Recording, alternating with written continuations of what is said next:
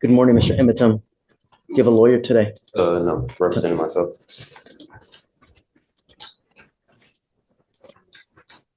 You were charged with unlawful carrying of a weapon. It looks like you also, out of the same charge, picked up a fraud as well.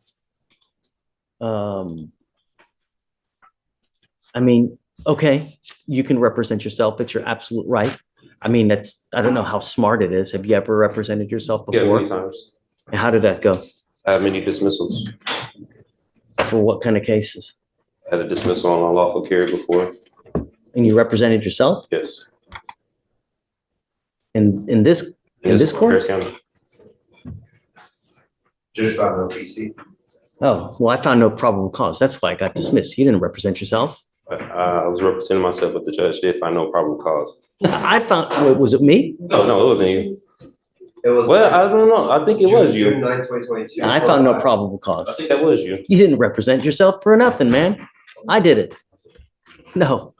Okay. So, well, you can hope and wish and dream, whatever. I'm sure you can already see why I like Judge Flasher so much. He says exactly what he thinks, and in this situation, he sees someone making the risky decision to represent himself in court despite clearly not understanding the seriousness of it. If you want to represent yourself, you're entitled to do that, right? But, you know, well, I like to tell people it's like brain surgery. When you need brain surgery, when you need heart surgery, you know, are you going to do that on yourself? Because you're not trained, you know, you don't know how to perform open heart surgery. Same thing with the law. You know, you're not trained in it. I mean, I'm assuming that you didn't go to law school, did you? How far did you get in school? I graduated school. I went to some college. How far did you get? 2 years I got certificates. I mean, not through college, but I went to school. Okay. So we're in the middle of trial now. And so I don't have the time to go through all of what they're called Faretta warnings to see whether you should represent yourself. I'm happy to do that. Why don't we delay it off like a week? Are you working at this time? Yeah, and I stay in Austin. I don't live in Houston, so. What do you do for a living? I have my own business. Doing what? Resell clothing, audio production. How much money do you make a month? I can't tell you, but it pays the bills. You're very cryptic in all of your answers, you know, and not only that, but you going to Austin, if you represent yourself, you're going to have to meet with the DAs on a constant basis to get evidence. So that's going to require you to come here to Houston quite a bit. I was ready to file my motion today if I needed to be. Okay. Before I do that, though, I need to have a Faretta hearing. If you're willing to wait, we can do that a little bit later when I take a break in trial. I had my other case upstairs the same day. The judge from when I came to my last year. Have you been up there yet? No, I haven't been up there yet. Okay, so go up there. When you're done, come back down here. Don't forget to come back. If you don't come back, I'm going to issue a warrant. Go take care of yourself upstairs and come back. At this point, the defendant goes to another courtroom to handle his other cases. After that, he returns for his Faretta hearing, which is basically a hearing to determine whether he is capable of representing himself and understands the responsibilities and risks involved. Are you ready? Yes, Judge. Okay. All right. So today is September 11th, 2024. It's approximately 12:25 p.m. We are now in Court 5. In front of me, I have Eaton Emitum, case number 2522688. Would you please identify yourself for purpose of the record? Living man, Eaton Emitum. Would you please raise your right hand? Do you solemnly swear to tell the truth, the whole truth, and nothing but the truth, so help you God? That you're going to tell the truth. That's it. Yes? Okay. State, would you identify? Petrov on behalf of the state. Okay. So the reason that we're putting this on the record now is Mr. Emitum has been charged with the offense of unlawful carrying of a weapon. The case is 40 days old. It appears that probable cause has already been found. I don't know if I did probable cause on this, or if I don't know if another judge did, because I don't remember Mr. Emitum, and I was out a week. Yeah, lollygagging. So let's just do it first. On August 2nd, 2024, officers observed a car without a front license plate, changed lanes without a signal, and have expired registration as of March 2023. Upon approaching, officers smelled marijuana. PC search returned 4.17 grams and a loaded Smith & Wesson handgun. Additionally, there was a backpack with 3 checks that did not belong to him. Officer called Kumamoto, who said the checks were stolen from her restaurant on July 8th. When defendant broke the front window, went to the back where the checks were kept in the office, broke the hinge of the back door and exited. So as a result, because of that, he was charged with felony fraud on that one, That's on the correct. check. Okay. Yes, he has an open case in the 182nd. Looks like he made a $15,000 bond. With us, I am going to find there's probable cause to go forward. Well, hold on a second. We'll get there. I'll let you say your piece, but do you have a Texas driver license? I have a US private property number with the FMCSA. What my vehicle was on there, it was sticker tags, everything with my business, the Amazon Estates. That's with the Department of Transportation. Is that from the state of Texas or from where? This is federal. This is with the Department of Transportation. Okay, no, but you still need a Texas driver license and you need registration and I did on a all my steps vehicle. with them because it was private property that I had. They said I didn't, if I didn't need to get registration with the state of Texas because I registered it. And they said that would be my voluntary, but since it's private property, I wouldn't have to register it. Okay.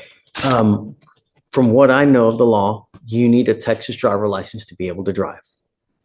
This is, what jurisdiction is this case being tried on? That's what I'm trying to, because I'm kind of don't know what it's being tried on. It's Criminal, civil? Or- criminal, yeah, or right? is it- You're facing jail time, right? I believe so. But Weren't you taken to jail? Yeah. So that wouldn't lead you to believe it's criminal, right? yeah, but under common law, or is it military and tribune? Because also with Oh, I've the, been waiting for something like this for so long. This is so much fun. Things are about to get very interesting, and one of the last things any sovereign citizen wants to face is a judge who openly challenges their arguments and makes it clear he has no patience for courtroom games or delay tactics. I'm just trying to see what I'm being tried on, because what I was told with the US side, I wouldn't have to register it with the state of Texas, with the registration or licensing. I do have my own place with that vehicle too as well, so. Do you need a license to drive? A Texas driver license? That's it. You either have one or you don't. The federal government has regulated to the states through the Constitution that they have allowed the states on their own initiative to create laws regarding driving on highways and byways. So that's why you see every single state has different requirements for licensing, insurance, mode of transportation. The federal government has somewhat to do with it, but by and large, they have delegated to the states that they are their own entity with regard to creating laws in their specific highways.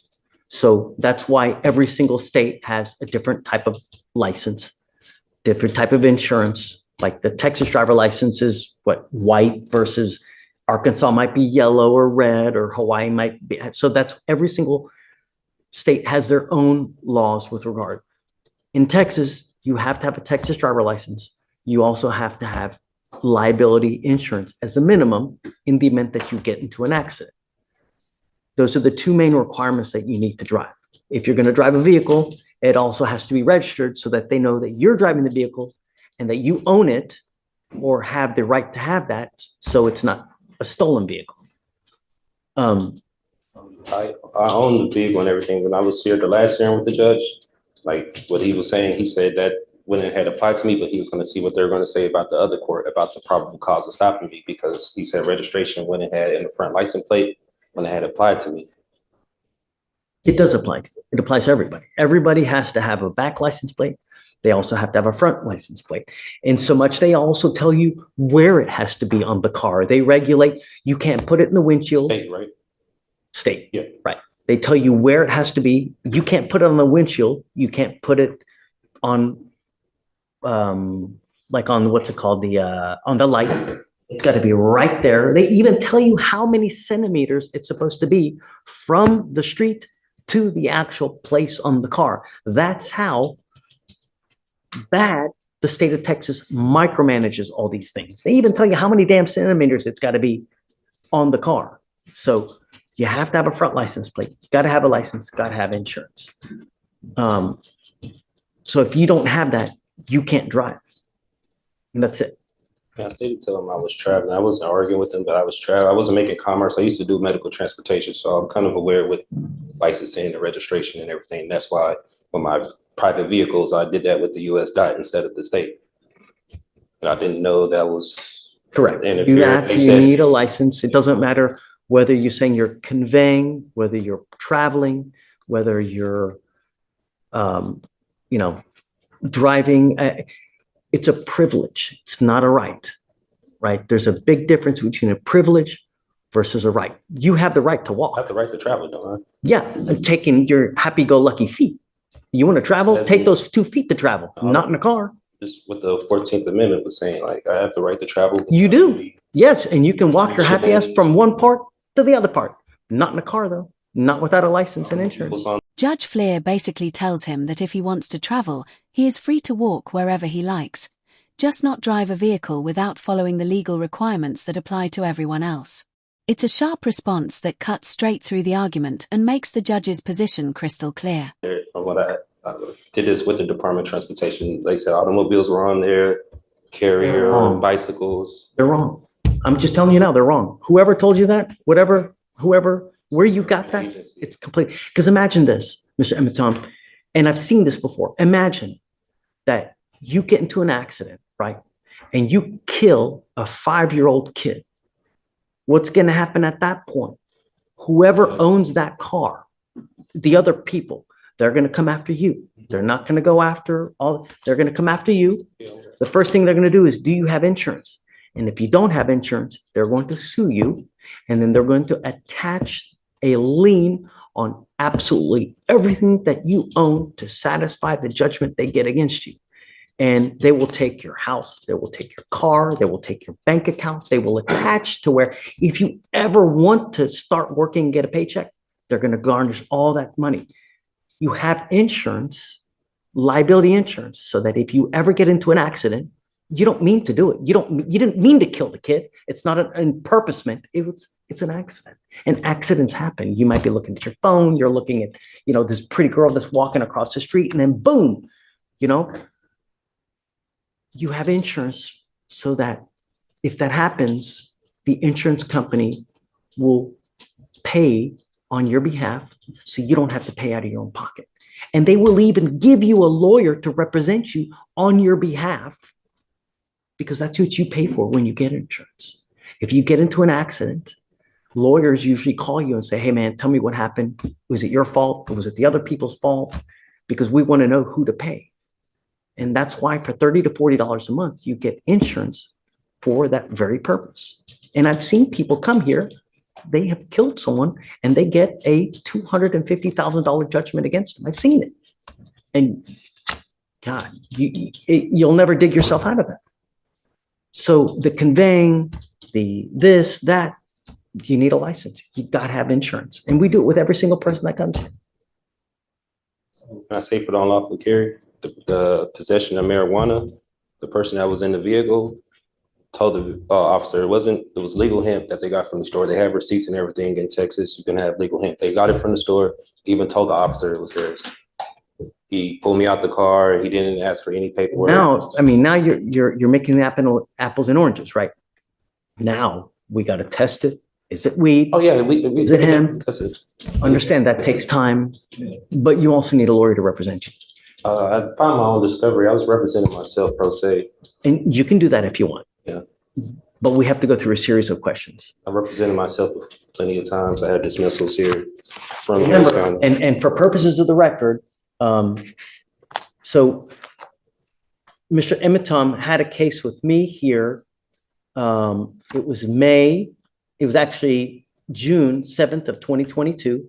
He was charged with another gun case. And that was with Victoriano. God, that was a great DA too.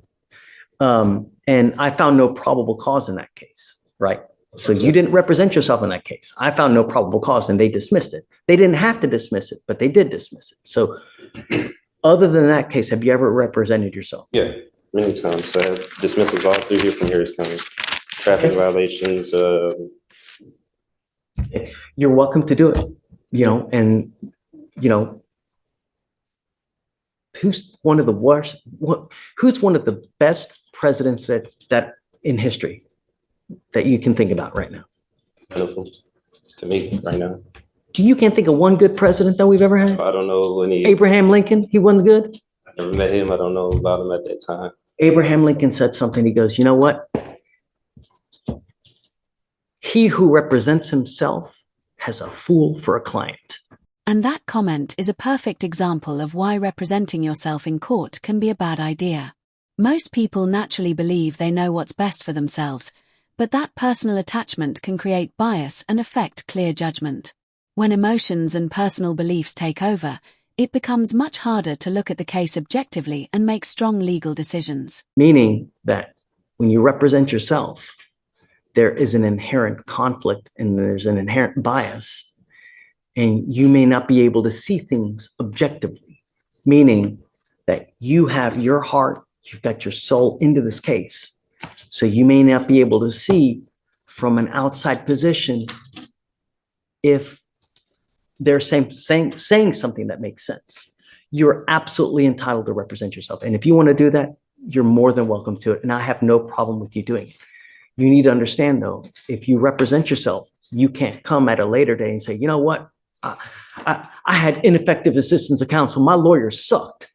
Well, you represented yourself. You now can't complain about that. If you go to trial and you lose and I end up putting your butt in jail for a year, you can't complain. You're stuck like Chuck for a whole year because that's what you're facing. You're facing a year in jail and you got a bunch of other documents too so let my discovery from that last month that I filed. Well, let's do the question. So what is your full name? Eton Cheese Roque Amaton. Okay. How old are you? I'm 34. Where were you born? In America. Were you born here in Houston? Were you born in? From Texas. Okay. You read and write English, right? Okay. Do you have any learning disabilities or communication handicaps? Have you ever been declared mentally incompetent or treated for any mental health disorder? Okay. You said last time I asked you about your educational background, you graduated from high school. Graduated high school, some college. How far did you get in college? About 2.5 years. Did you do any legal courses whatsoever? Left that and I started doing medical transportation. I was taking classes for paramedics. I was just doing my basics. I was doing my basics. Studying in college. I was just doing my basics. I ain't getting into it. Yeah. Yeah, I mean, that makes sense. And when you're beginning, that's all you do anyways, right? Do you have any legal training, education, or experience? I've had experience with dealing with the court being charged before. And any other legal? Do you know about the Code of Criminal Procedure? Yeah, I'm familiar. Do you know about the Texas Penal Code? I'm familiar, but I'm not too familiar with a lot of statutes and codes. Were you here for our earlier trial? No, I went up. I know you went to the felony court, but we were in trial earlier. Did you see what happened in trial earlier? I had like a glimpse of it walking. Okay. What I'm trying to say is that the lawyers on both sides had to introduce evidence. There's a specific procedure that you have to follow to have evidence admitted. It's detailed in the codes. You have to know that because once you represent yourself, I'm going to treat you as if you were a lawyer.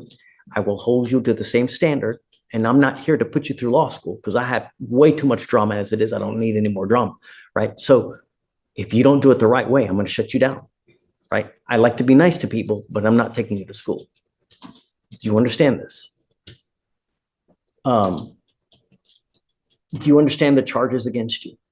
I don't understand the nature of it. Okay, you're charged with unlawful carrying of a weapon. You're facing up to a year in jail. What they're saying is that you unlawfully had a weapon. As a result, you were charged, and now you're facing up to a year. Do you understand? yeah, what they're telling me, but I still don't understand like why I went to jail for that. So that's why What do you not understand? the court procedures or No. I'm asking about the nature of the charges. No, let's not, don't talk about the No. procedures. Don't talk about the licensing, about the conveying. Yeah, I know No, I'm getting charged with unlawful care. And right. the Do you understand that? yeah, what's going on? Okay. You have